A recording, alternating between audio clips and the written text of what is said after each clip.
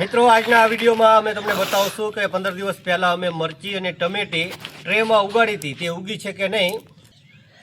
નમસ્કાર મિત્રો, હું છું બીએમ રજાસરા અને ફરી એકવાર સ્વાગત છે તમારું આપણા એક નવા વિડીયોમાં. તો સૌથી પહેલા આપણે શરૂઆત કરવી. આ છે મરચીનું બી.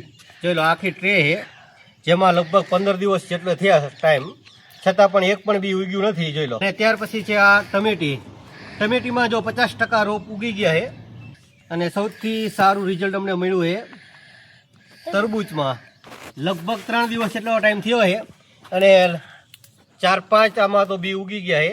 અને એક્સ્ટ્રા અમે ક્યારામાં જે વાયા હતા એમાં 100% રિઝલ્ટ મળ્યું છે. બધા જ બી ઉગી ગયા છે. જેમાં મારી પાછળ તમે જોઈ રહ્યા છો, આ છે પપૈયો.